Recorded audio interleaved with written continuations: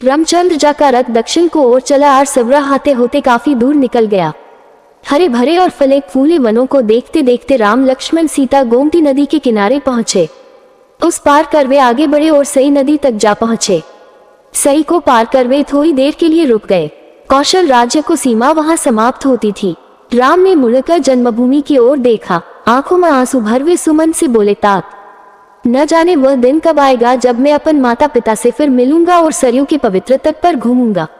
अयोध्या नगरी की ओर मुंह करक राम हाथ जोड़कर खड़े हो गए और कहने लगे, जननी जन्मभूमि, मेरे अपराध क्षमा करना। 14 वर्ष के बाद ही अब तुम्हारे दर्शन कर सकूंगा। तभी सीमा प्रांत के बहुत से नर नारी वहां इकट्ठे हो गए। वे राजा दशरथ को धिक्कारते थे और कहते थे, ऐसे पापी राजा के राज्य में रहना ठीक नहीं, चलो राम के साथ चलें। लोगों की ऐसी प्रीति देखकर राम की आंखें दब आईं। सबको उन्होंने समझाया बुझाया और वे फिर आगे बढ़े।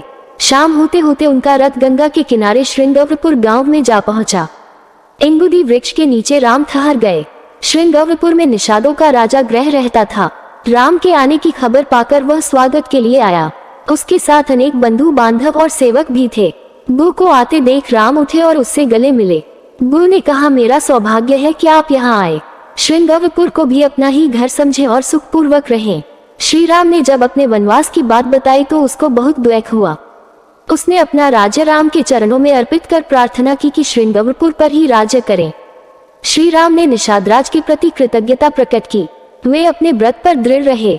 उस दिन भी उन्होंने केवल जल पिया और वे तृणशैया पर ही सोए। लक्ष्मण पहरे पर बैठ गए। ग्रह और सुमंत भी लक्ष्मण के पास ही बैठ गए। उनमें रात भर अयोध्या और श्री राम के विषय में बातें होती रहीं। अगले दिन श्री राम ने सुमंत से कहा, मंत्रव, अब आप अयोध्या लौट जाए। पिताजी और माताओं के चरणों में हमारा प्रणाम कहिए और उन्हें बता दीजिए कि 14 वर्ष बाद हम अवश्य लौट आएंगे। भरत से कह दीजिए कि सब माताओं से एक सा व्यवहार करें और राजा को प्रसन्न रखें। इस प्रकार सुमंत को राम ने समझा बुझाकर विदा किया।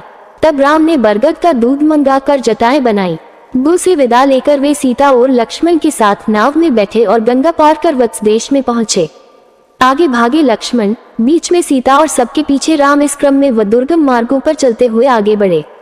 शाम को फिर एक पेड़ के नीचे ठहर गए।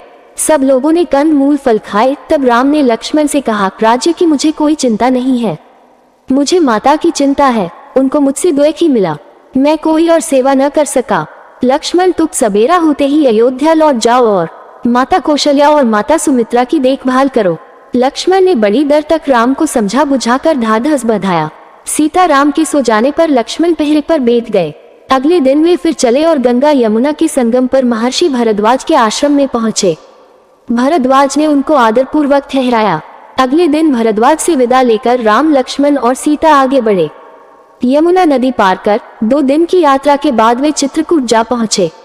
चित्रकूट के हरे भरे पर्वत राम को बड़े अच्छे लगे। उन्होंने लक्ष्मण से कहा, अब हम यहीं कुछ दिन तक निवास करें। लक्ष्मण ने मंदाकिनी नदी के किनारे एक सुंदर पर्णकुटी बना दी। राम, लक्ष्मण और सीता वहां रहने लगे।